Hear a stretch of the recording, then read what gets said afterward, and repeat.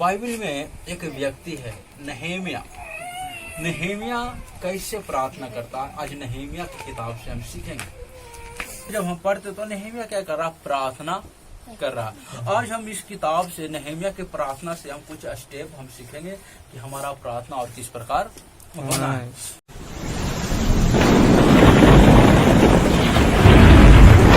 Hallelujah, hallelujah, hallelujah, hallelujah. प्रभु की महिमा हो, प्रभु की स्तुति हो। पिछले बार हमने सीखा था प्रार्थना से जुड़ी हुई बात की और हमने देखा था कि हमारा जो प्रार्थना है क्रम में होना है। और वो हम कहाँ से सीखे थे, जो यीशु मसीह ने प्रार्थना सिखलाया था उसी विषय पर हमने 7 स्टेप से हमने सीखा था कि हम प्रार्थना किस प्रकार करना है, एक एक स्टेप से। उसके बाद और भी हम कुछ आयत भी हमने पढ़ा था कि हमें निरंतर प्रार्थना करना है, लगातार प्रार्थना करना है।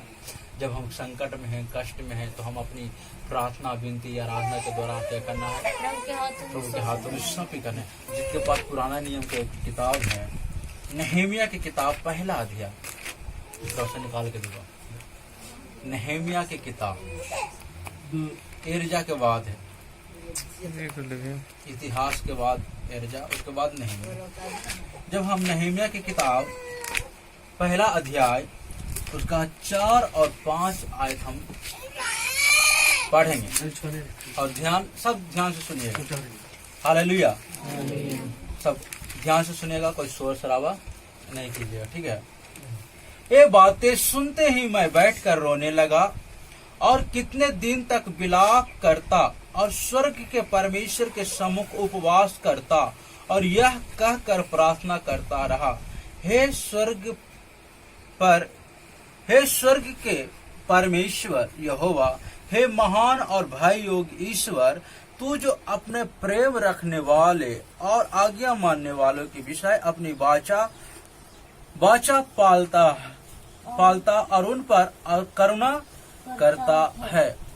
यहाँ पर ठीक है, दोनों में कोई अंतर नहीं है, लेकिन इसमें और उसमें हम मिला के जब हम प्रार्थना करते हैं तो हमारा प्रार्थना और भी अच्छा होता है। और हमें बाइबल के अनुसार ही हमें प्रार्थना करना, न कि हम अपने इच्छा के अनुसार, अपने मर्जी के अनुसार करें। परमेश्वर की इच्छा के अनुसार हमें प्रार्थना करना।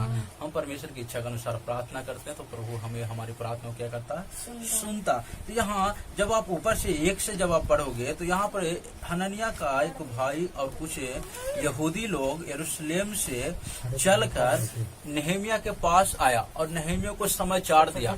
और क्या समाचार दिया, अब जब 3 आयत पढ़ोगे तो वहाँ पर ऐसे लिखा है, उन्होंने मुझसे कहा, जो बचे हुए लोग बंधुआई से छूटकर उस प्रांत में रहते हैं वे बड़ी दुर्दशा में पड़े हैं और उसकी निंदा होती है, क्योंकि यरूशलेम की शहरपनाह टूटी हुई और उसके फाटक जले हुए हैं।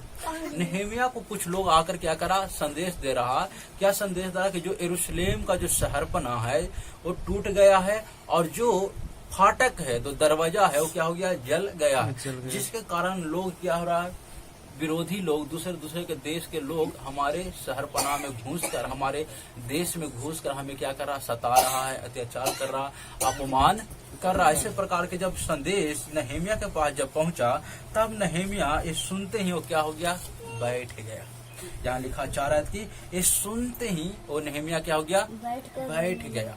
उसके बाद क्या करने लगा, रोने लगा। उसके बाद कितने दिन तक विलाप करता रहा। उसके बाद क्या कहता है कि प्रभु परमेश्वर के सन्मुख, स्वर्ग के परमेश्वर के सम्मुख उपवास करता और यह कहकर प्रार्थना करने लगा, करता रहा। यहाँ पहले तो बैठ गया, तो बैठना क्या दर्शाता है, अपने आप को जीवन क्या करना है। जब हम किसी के सामने बैठ जाते हैं, यहाँ पर लिखा है सुनते ही वो बैठ गया और रोने लगा। वह अपने आप को दीन किया। जब आप प्रार्थना में जब बैठते हो तो पूरी घमंड के साथ नहीं, हमें नर्मता के साथ बैठना है। तो मिल गया, यहाँ नहेमिया जिस प्रकार प्रार्थना में बैठा, पूरी दीनता के साथ, नर्मता के साथ वो बैठ गया और रोने लगा। और रोते हुए वो कितने दिन तक फिर क्या किया, विलाप किया। यहाँ कितना समय तक विलाप किया नहीं लिखा, लेकिन ऐसे लिखा कि वो कितने दिन तक, शायद बहुत दिन तक वो क्या किया होगा, रोते रहा होगा, विलाप करते रहा होगा। उसके बाद ऐसे कहता है कि वो उपवास किया। तो हमारा प्रार्थना प्रभु के सामने बैठना दीनता के साथ और रो कर भी हमारा प्रार्थना होना। हमें प्रभु के सामने रोना भी है, अपने चीज अपने विषयों के लिए, और उपासना भी, उपवास भी करना और प्रार्थना भी करना। यहाँ 3-4 स्टेप है। जब हम प्रार्थना में बैठते हैं तो हमारा प्रार्थना, प्रतिदिन का प्रार्थना में हमें दीनता और नम्रता के साथ बैठना है, और उसके बाद हमें उपवास प्रार्थना भी करना। उपवास में भी शामिल होना है, और हमें विलाप भी करना, रोकर भी प्रार्थना करना, क्योंकि भजन संहिता कहता है जो आंसू बहाते हुए बोता है वो जय जयकार करते हुए लबने पाएगा। समझ गया? आप आंसू बहाओगे प्रभु के सामने अपने विषयों के लिए, ठीक है, तो परमेश्वर आपको लबने का अवसर देगा। समझ गया? लबने का अवसर परमेश्वर आपको देगा। इसलिए हमारी प्रार्थना में 4 बात होना है, बैठना है और प्रभु के सामने दीनता और नम्रता के साथ, फिर विलाप भी करना है, उपवास भी करना और प्रार्थना भी करना। ये है नेहेमिया की प्रार्थना का सबसे प्रथम चरण। उसके बाद जब हम 5 आयत में पढ़ते हैं तब उसका हम स्टेप देखेंगे, उसकी प्रार्थना का जो स्टेप है वो देखेंगे। 5 आयत क्या कहता? हे स्वर्ग के परमेश्वर यहोवा, हे महान और भय योगी ईश्वर, तू जो अपने प्रेम रखने वाले और आज्ञा मानने वालों के विषय अपनी वाचा पालता और उन पर करुणा करता है। यहाँ क्या कहा? 5 आयत जब हम पढ़ते हैं तो ये क्या कर रहा है? हे स्वर्ग के परमेश्वर यहोवा, हे महान और भय योगी ईश्वर। क्या कर रहा? परमेश्वर की महिमा करता। और प्रभु के सामने बैठा, रो रहा है, विलाप भी कर रहा है, उपवास के साथ बैठा हुआ है, और वो प्रार्थना क्या कर रहा? हे स्वर्ग के परमेश्वर यहोवा। वो क्या कर रहा? परमेश्वर की महिमा कर रहा। तो हमने पहले भी सीखा था कि हमारी प्रार्थना में क्या होना है? परमेश्वर की महिमा होना है। प्रथम जो बात है, हमें परमेश्वर की महिमा करना। महिमा के साथ, परमेश्वर की महिमा के साथ हमें प्रार्थना क्या करना है? शुरुआत करना। हम ये बात इसीलिए रख रहे हैं क्योंकि बहुत लोग को क्या है, प्रार्थना करने के लिए आता नहीं है। अब जब इसको आज ध्यान से सब समझोगे तो आपको प्रार्थना करने के लिए आएगा। फिर क्या होगा? आप किसी को देखकर उसकी बात को दोहराओगे नहीं, फिर पवित्र आत्मा आपको खुद अगुवाई करेगा कि हमें ऐसे ऐसे प्रार्थना करना, इस स्टेप में, इस क्रम में हमें क्या करना? प्रार्थना करना। उसके बाद हम नीचे 6 आयत को जब हम पढ़ते हैं, पहले वो क्या कर रहा? आराधना कर रहा, परमेश्वर की महिमा को कर रहा। उसके बाद वो अपने आप को क्या कर रहा? समर्पित करके प्रार्थना कर रहा। और उसके बाद हम 6 आयत हम देखेंगे। 6 में तू कान लगाए और आंखें खोले रहा। क्या कर रहा? तू कान लगा, ये प्रार्थना कर रहा। फिर कह रहा कि प्रभु तू कान लगाए रहा और आंख खोले रहा कि जो प्रार्थना मैं तेरा दास इस समय तेरे दास इस्राएलियों के लिए दिन रात करता हूँ, तू उसे सुन ले। मैं इस्राएलियों के पापों को जो हम लोगों ने तेरे विरुद्ध किए हैं मान लेता हूँ। मैं और मेरे पिता के घराने दोनों ने पाप किया है। पहले परमेश्वर की महिमा कर रहा, अपने आप को समर्पित कर रहा। उसके बाद वो पश्चाताप कर रहा। क्या के लिए पश्चाताप कर रहा? पाप के लिए पश्चाताप कर रहा। सरपना टूटा हुआ। नेहेमिया को पता चला कि सरपना टूटा हुआ, तो कहीं न कहीं नेहेमिया को ये भी पता है कि ये जो सरपना टूटा है और फाटक जला है, इसका वजह एक ही है, वो है पाप। समझ गया? तो पाप है। हमारे जीवन में दुख आता है, परेशानियां आता, कष्ट आता। हम जब तक दुनिया में हैं ये हमारे साथ होते रहता, लेकिन आप प्रभु के सामने बैठना है, प्रभु से आप प्रार्थना करना, प्रभु से पूछना एक क्यों, हमारे जीवन में एक क्यों है, प्रभु आपको बताएगा। और प्रभु आपको बताएगा तो उस विषय के लिए, उसकी पश्चाताप के लिए आप प्रार्थना भी करना। तो हम क्या करना? दूसरी बात, हमें पश्चाताप भी करना, अपने पापों के लिए प्रार्थना करना। और हम पहले भी देखा। उसके बाद हम 7 आयत पढ़ते हैं, 7 से हम पढ़ेंगे, ठीक है। 7 है, हमने तेरे सामने बहुत बुराई की है और जो आज्ञाएं, विधियां और नियम तूने अपने दास मूसा को दिए थे उनको हमने नहीं माना। देखो यहाँ पर क्या करा? अब अंगीकार कर रहा कि प्रभु आपने क्या किया है, हमें बहुत नियम आपने दिया है, लेकिन हम क्या किया? उसको माना नहीं, हम उसको क्या किया? तुझे जाना है। उसके बाद कहा, उस वचन की सुधि ले जो तूने अपने दास मूसा से कहा था, यदि तुम लोग विश्वासघात करो तो मैं तुमको देश के लोगों में तितर बितर करूंगा, और परंतु यदि तुम मेरी ओर फिरो और मेरी आज्ञाओं मानो और उन पर चलो तो मैं चाहे तुम में से हुए लोग आकाश की छोर में भी हो तो भी मैं उनको वहां से इकट्ठा करके उस स्थान में पहुंचाऊंगा जिसे मैंने अपने नाम के निवास के लिए चुन लिया है। तो यहाँ पर पहले क्या कर रहा प्रभु, ये अंगीकार कर रहा है, मान रहा कि हमने क्या किया, आपकी वचन को नहीं माना। पहले वो पश्चाताप कर रहा, उसके बाद वो अंगीकार कर रहा कि मैंने आपकी वचन को नहीं माना, हमने आपकी वचन को तोड़ दिया। उसके बाद वो क्या कर रहा, वायदाओं को याद कर रहा। जब वो प्रार्थना कर रहा तो प्रभु के सामने क्या कर रहा, वायदा को याद कर रहा। कौन सी वायदा को याद कर रहा, जो अब्राहम के साथ, इसहाक के साथ, याकूब के साथ जो वायदा परमेश्वर ने किया था, वो वायदाओं को नहम्याह क्या कर रहा, याद करके, स्मरण करके प्रार्थना कर रहा कि प्रभु तू अपने दासों के साथ कैसे तूने वायदा किया था। तो वायदा को क्या कर रहा है, नहम्याह याद कर रहा, और याद करके वो क्या कर रहा, प्रार्थना कर रहा। कहने का मेरा मतलब ये, हम जब प्रार्थना करते हैं तो हमें वायदाओं को भी याद करना। परमेश्वर ये बाइबल में 500 से ऊपर वायदा है, समझ गया। ये बाइबल में 500 से अधिक वायदाएं परमेश्वर ने किया। पर प्रभु यीशु मसीह ने कहा कि मैं जगत के अंत तक मैं तुम्हारे साथ हूँ, मैं तुम्हें शांति दिए जाता हूँ। और कहा कि जहाँ 2-3 व्यक्ति मेरे नाम से है उसकी जगह में मैं उपस्थित हूँ।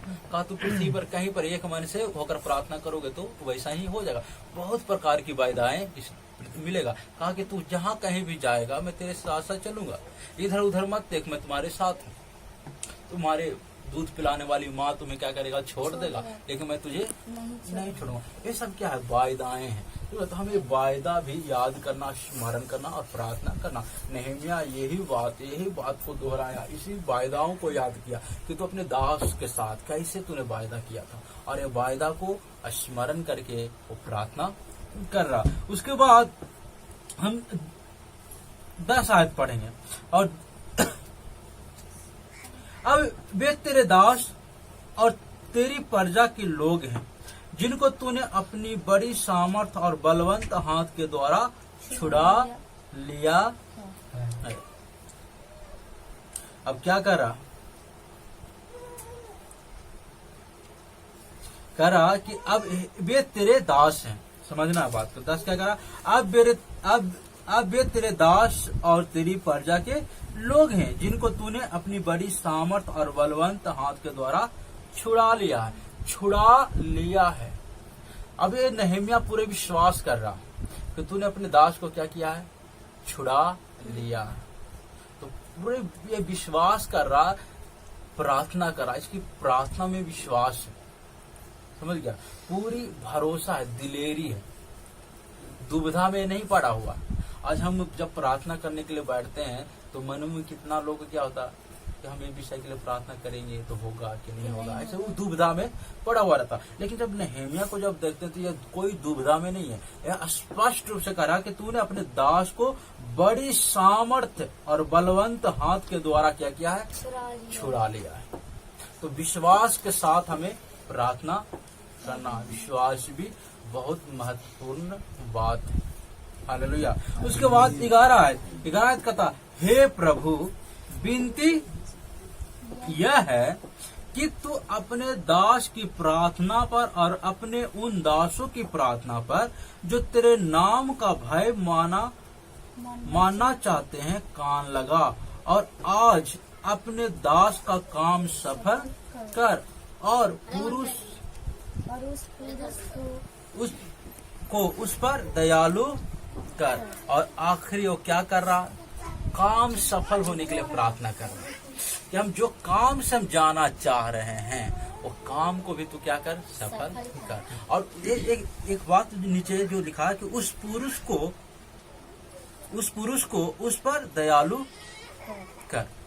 उस पुरुष को देखो नीचे क्या लिखा, मैं तो राजा का प्याऊ हूँ।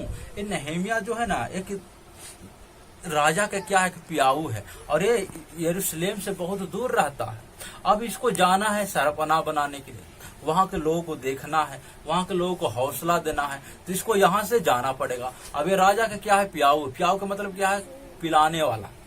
अगर राजा को पहले उस समय क्या होता था, बहुत दुश्मन रहता था, समझ गया। इसलिए उसको खाना खिलाने वाला एक व्यक्ति होता था और एक प्याऊ होता था। कहने का मतलब अगर कोई कुछ भी वो खाता पीता हो तो उसको खाने पीने से पहले खुद पीकर चेक करता था, समझ गया। अगर जहर होगा ना तो राजा नहीं मरेगा, पहले ये मरेगा, समझ गया। इसलिए प्याऊ रखता था और खाना खिलाने वाला रखता, मतलब राजा के लिए जो भी कुछ तैयार किया गया है उससे पहले खाकर टेस्ट किया जाता था, तो बराबर ठीक है कि नहीं, अच्छा है, बना हुआ है कि नहीं, कहीं कोई विरोधी जहर तो नहीं डाल दिया, समझ गया। इसलिए पहले राजा लोग ऐसे रखता था, एक खाना खिलाने वाला भी होता था, एक प्याऊ भी होता। जो नेहमिया के एक प्याऊ का काम करता था राजा के महल में।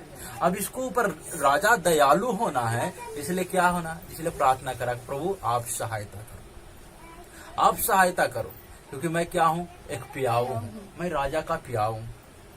एक काम कैसे करना है, यरूशलेम की शहरपनाह कैसे बनना है, समझ गया। यरूशलेम की शहरपनाह कैसे बनना है, उसका फाटक कैसे बनना है, हमें पता नहीं है, लेकिन आप क्या करो, काम को सफल करो। तो ये क्या स्टेप है नेहमिया की प्रार्थना का। वो परमेश्वर की महिमा कर रहा है और उसके बाद अपने आप को परमेश्वर के हाथों में सौंपी करते हुए विश्वास के साथ प्रार्थना कर रहा, और वायदाओं को याद करते हुए प्रार्थना कर रहा, और खुद के लिए नहीं, प्रार्थना कर रहा लोगों के लिए, समझ गया। उसके बाद वो करा कि एक काम क्या हो, सफल हो। ये ऐसे स्टेप बाय स्टेप वो प्रार्थना कर रहा। इसलिए हमें प्रार्थना, बाइबल में बहुत लोग हैं जो प्रार्थना किया है और प्रभु ने उसको प्रार्थना को सुना है। इसलिए एक विश्वासी के लिए प्रार्थना बहुत जरूरी है। अगर हम विश्वासी हैं और हम प्रार्थना नहीं करते तो हमारा जीवन का कोई मकसद नहीं है, क्योंकि हम प्रार्थना के द्वारा क्या करते हैं, प्रभु से बातें करते हैं।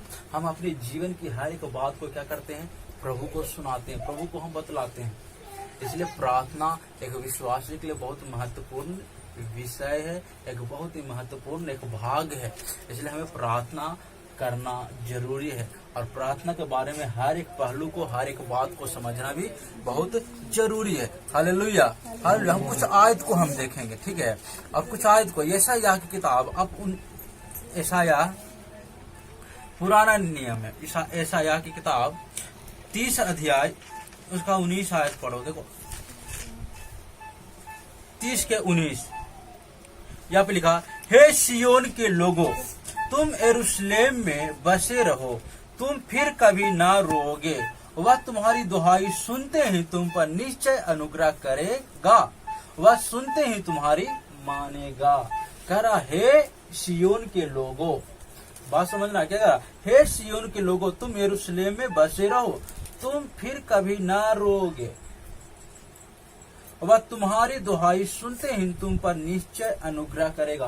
तुम्हारी दुहाई सुनते ही तुम पर वो निश्चय ही अनुग्रह करेगा, वह सुनते ही तुम्हारी क्या करेगा, मानेगा। Hallelujah, hallelujah. हम एक कहानी के रूप में 3 व्यक्ति के बारे में बतलाना चाहते हैं, ठीक है। मान लो नाम कुछ भी, एक रमेश है और एक नाम क्या है, आरती है और जूली। 3 व्यक्ति, रमेश है, आरती और जूली है, ठीक है। जो रमेश है वो क्या करता है, ये भी प्रार्थना करता है, ये भी प्रार्थना करता है, ये भी प्रार्थना करता है। तीनों व्यक्ति क्या करता है, प्रार्थना करता। जो रमेश है जब वो प्रार्थना कब करता, जब वो जुआ खेलते रहता है ना, तब वो प्रार्थना करता है और कहता, प्रभु मैं जुआ खेल रहा हूँ तो मुझे जिता दे, समझ गया। और जो आरती है वो कैसे प्रार्थना करता है, वो प्रार्थना करता है स्कूल की प्रार्थना, जैसे स्कूल में प्रतिदिन प्रार्थना होता है ना, तो वो प्रार्थना करता है, रटा रटाया प्रार्थना करता है, डेली एक ही प्रार्थना को दोहराते रहता है। और उसके बाद एक जो जूली है वो क्या करता है, वो प्रार्थना करता है, वो क्या प्रार्थना करता है, वो कहता है कि जब मैं प्रार्थना करता हूँ, जब मैं दुख में होता हूँ, जब मैं संकट में होता हूँ, तब मैं प्रार्थना करता हूँ, और जब मैं दुख में और संकट में जब मैं प्रार्थना करता हूँ तब परमेश्वर मेरी सुन लेता है। और जो जुआ खेलता है वो क्या कहता कि मैं जुआ खेलता हूँ, मैं प्रार्थना करता हूँ, लेकिन हमारी प्रार्थना को सुनता नहीं। और जो आरती है वो कहता मैं रटा रटाया प्रार्थना करता हूँ, प्रतिदिन प्रार्थना करता हूँ, समझ गया, मैं प्रतिदिन प्रार्थना करता हूँ स्कूल में कि हमें बुद्धि दे, ज्ञान दे पढ़ने के लिए, लेकिन तब पर भी कोई सुनता नहीं। लेकिन जो जूली है वो कहता है कि मैं क्या करता हूँ, जब मैं दुख में रहता हूँ, परेशानी में रहता हूँ, तकलीफ में रहता हूँ, और जब मैं उस समय प्रार्थना करता हूँ तो प्रभु मेरी सुन लेता है। प्रार्थना तो तीनों किया, एक क्या हो गया, एक स्वार्थी होकर प्रार्थना किया। रमेश जो है क्या हो गया, स्वार्थी हो गया, अपने स्वार्थ के लिए प्रार्थना कर रहा कि तू मुझे जिता दे। कौन सी काम कर रहा, गलत काम कर रहा है। उसके बाद वो अपनी स्वार्थ के लिए वो प्रार्थना कर रहा। और एक जो आरती है वो क्या कर रहा, वो भी प्रार्थना कर रहा, प्रतिदिन प्रार्थना कर रहा है कि हे प्रभु एक नंदी दाता ज्ञान मुझको देना, ऐसा करके वो प्रतिदिन प्रार्थना कर रहा है। लेकिन उसकी प्रार्थना को भी मतलब कोई अर्थ नहीं है, कहने का मतलब उसको कोई फायदा नहीं है। वो प्रतिदिन प्रार्थना कर रहा, लेकिन तब पर भी सर से, टीचर से डंडा लगता ही है। कोई प्रार्थना में नहीं, फायदा नहीं। कारण क्या, क्योंकि ये क्या है, रटा रटाया प्रार्थना कर रहा, प्रतिदिन वही प्रार्थना। इस प्रार्थना के साथ कोई रिश्ता नहीं है, कोई संपर्क नहीं है, ये प्रार्थना कोई सुनता भी है नहीं है, पता नहीं। लेकिन जो जूली है वो क्या कहता है कि जब मैं दुख में रहता हूँ, जब मैं परेशान में होता हूँ, तब मैं प्रार्थना करता हूँ और प्रभु मेरी सुन लेता है। तो प्रार्थना बिल्कुल ऐसा ही है करने वाला। बहुत लोग क्या करता है, रटा रटाया प्रार्थना करता, बहुत लोग गलत उद्देश्य से अपने स्वार्थ के लिए प्रार्थना करता, और बहुत लोग क्या करता, सच में जब दुखी होता, समझ गया, तब प्रार्थना करता, और वही प्रार्थना सुना जाता। क्योंकि परमेश्वर का वचन कहता, जब तू संकट में होगा, विपत्तियों में होगा, उस समय तू मुझे पुकारोगे और मैं सुनूंगा। समझ गया। तो हम प्रार्थना करना, परमेश्वर हमारी प्रार्थना को सुनने के लिए वायदा किया कि मैं तुम्हारी प्रार्थना को सुनूंगा। और यहाँ पर भी कहता कि मैं निश्चय तुम पर क्या करूंगा, अनुग्रह करूंगा, और सुन, और क्या करेगा, सुनते ही तुम्हारी मानेगा। तो परमेश्वर ने वायदा किया, प्रतिज्ञा किया कि मैं निश्चय सुनूंगा, अनुग्रह करूंगा, और मैं मान भी लूंगा। तो हमारा प्रार्थना निष्पक्ष होना, समझ गया। हम उद्धार के साथ, दीनता के साथ हमें प्रार्थना करना, ना कि अपने स्वार्थ में आकर प्रार्थना करना, और ना ही रटा रटाया बैठ गया जो प्रतिदिन एक ही प्रार्थना है उसी को हम रिपीट करते रहे, तो कभी भी हमारी प्रार्थना सुना नहीं जाएगा। इसलिए हमारा प्रार्थना पर ध्यान देना। एक नीति वचन की किताब भी हम पढ़ेंगे, नीति वचन, उसका 15 अध्याय, उसका 8, नीति वचन 15 के 8, नीति वचन मिल गया, ठीक है। हम पढ़ते हैं 15 के 8, सोइएगा नहीं, ध्यान से सुनिएगा। 15 का 8 यहाँ पर कहता, दुष्ट लोगों के बलिदान से यहोवा घृणा करता है, परंतु वह सीधे लोगों की प्रार्थना से प्रसन्न होता है। यहोवा क्या करता है, घृणा करता है, परंतु वह सीधे लोगों की प्रार्थना से प्रसन्न होता है। किसके प्रार्थना से प्रसन्न होता, जो सीधे लोग हैं। अगर दुष्ट लोग कितना भी बलिदान चढ़ाते रहे, जितना बलिदान चढ़ाना चाहते रहे, परमेश्वर उसे क्या करेगा, घृणा करेगा। लेकिन अगर एक व्यक्ति सीधे मन से अगर वो प्रार्थना करेगा, तो परमेश्वर क्या करेगा, प्रसन्न होगा, परमेश्वर सुनेगा। हालेलुया। हमारी प्रार्थना परमेश्वर सुनता है, ठीक है। हमारी प्रार्थना से परमेश्वर क्या होता है, प्रसन्न होता है। इसलिए हमारी प्रार्थना सीधे मन से होना है, परमेश्वर को भावता हुआ होना, परमेश्वर की इच्छा के अनुसार होना। Hallelujah, hallelujah, hallelujah. बाइबल के अनुसार हमें प्रार्थना करना। हम एक किताब और भी हम पढ़ेंगे,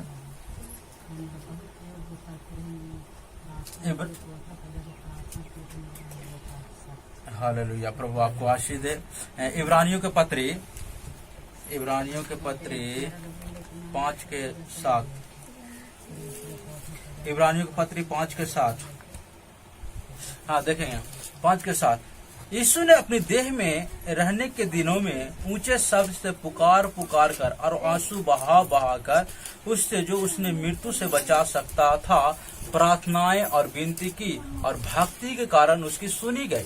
यहाँ पर यीशु मसीह भी प्रार्थना किया। जब हम पढ़ते हैं 5 के 7, जब हम बाइबल पढ़ते हैं तो प्रभु यीशु मसीह ने भी क्या किया, प्रार्थना किया है। और ऐसे लिखा कि वो आंसू बहा बहा कर प्रार्थना की और उसकी विनती सुनी गई। समझ गया, वो प्रार्थनाएं विनती की और उसकी प्रार्थनाएं सुनी गई। जो सृष्टिकर्ता परमेश्वर था वो भी प्रार्थना किया। क्यों प्रार्थना किया, क्योंकि वो यीशु मानव शरीर में था। अब यीशु मानव शरीर में है, तो मानव शरीर में है तो यीशु मसीह को भी दुख होगा, यीशु मसीह को भी मरना है। इसलिए वो मृत्यु से बचने के लिए वो रो रो कर क्या किया, प्रार्थना किया। तो प्रार्थना की आवश्यकता है, प्रभु यीशु मसीह को भी पड़ा। कारण किया है कि यीशु शरीर में था, वो हमारे समान था, वो परमेश्वर था, संपूर्ण ईश्वर था, संपूर्ण परमेश्वर था, लेकिन तो भी वो हमारे समान था, हमारे समान वो खाता पीता था। इसलिए उसे आवश्यकता पड़ा प्रार्थना की, ताकि ये शारीरिक जो जीवन है वो जीवन मजबूत हो जाए, इसे परमेश्वर जिलाए। Hallelujah, hallelujah. तो ये प्रार्थना की आवश्यकता प्रभु यीशु मसीह को भी पड़ा, इसलिए हमें भी प्रार्थना करते रहना है। हालेलुया। हम दूसरा इतिहास की किताब पढ़ेंगे, दूसरा इतिहास सुलेमान की प्रार्थना देखेंगे। दूसरा इतिहास 7 अध्याय उसका 1 आयत। सुलेमान भी प्रार्थना करता है दूसरा इतिहास में। एक और जाना 7 मिल गया था, पढ़ो 7 के 1।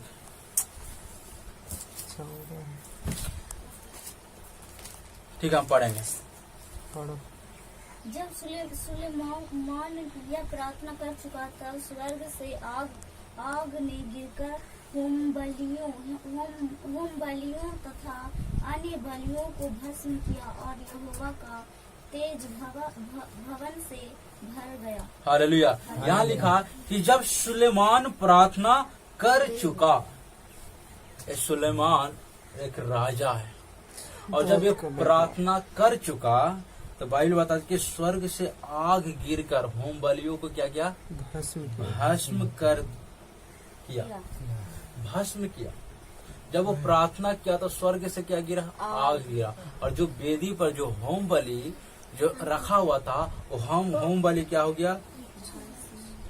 होम बलि तथा अन्न बलि, 2 बलि यहाँ पर, होम बलि और अन्न बलि दोनों क्या हो गया? भस्म हो गया। परमेश्वर ने उस होम बलि और अन्न बलि को क्या किया? स्वीकार किया। हालेलुया। ये होम बलि और अन्न बलि पुराने नियम में परमेश्वर की प्रसन्नता के लिए, परमेश्वर की प्रसन्नता के लिए, उपस्थिति के लिए किया जाता था। समझ गया?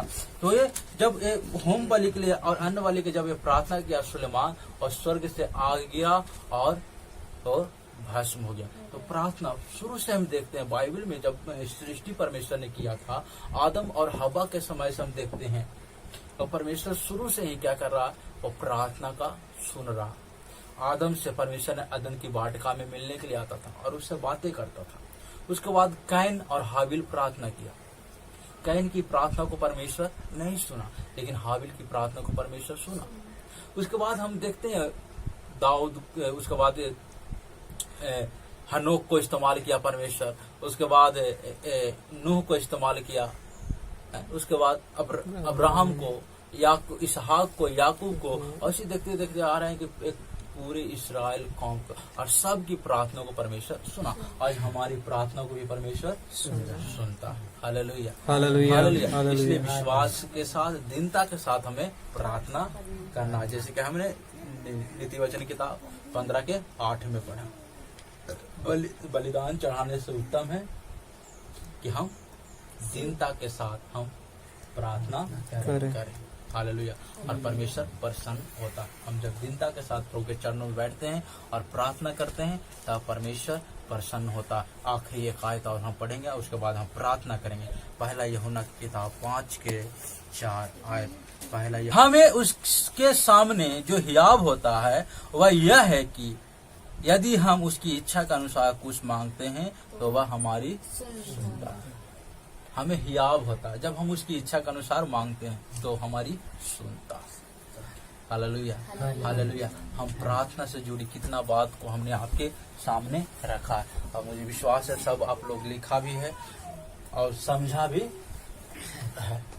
हम जब उसकी इच्छा के अनुसार प्रार्थना करते हैं और प्रभु हमारी प्रार्थना को सुनता है। इसलिए हम प्रार्थना जरूर करें। हमारा जीवन एक प्रार्थना का जीवन होना बहुत जरूरी है। इस संसार के लोग जो सोचता है, जो बोलता है, बोलने दें। हम व्यर्थ बातों पे ध्यान ना लगाएं। हम अपने जीवन को प्रभु में बढ़ाएं। हम अपने जीवन को प्रार्थना में बढ़ाएं। एक प्रार्थनामय का जीवन बनाएं। हमें उपवास के साथ प्रार्थना करना है, रो कर भी प्रार्थना करना है। Hallelujah, hallelujah. आंसू बहाते हुए प्रार्थना करना है और विलाप करते हुए प्रार्थना करना। हालेलुया। अपने जीवन की हर एक समस्याओं, हर एक परेशानी के लिए प्रार्थना करना, विनती के द्वारा, आराधना के द्वारा, निवेदन के द्वारा और धन्यवाद के द्वारा हम अपने प्रार्थना विषय को क्या करना, प्रभु यीशु मसीह के हाथों में समर्पित करना, सौंपना है। प्रभु से प्रार्थना करना, प्रभु मैं आपके लिए समर्पित करता हूँ, आप हमारे लिए फिक्र करते हैं। Hallelujah, hallelujah. हमें लगातार प्रार्थना करना है, प्रतिदिन प्रार्थना करना है। हालेलुया। हम बार बार एक बात को इसलिए दोहराते हैं ताकि आप अच्छी तरह से वचन को सीख जाएं। Hallelujah, hallelujah, hallelujah.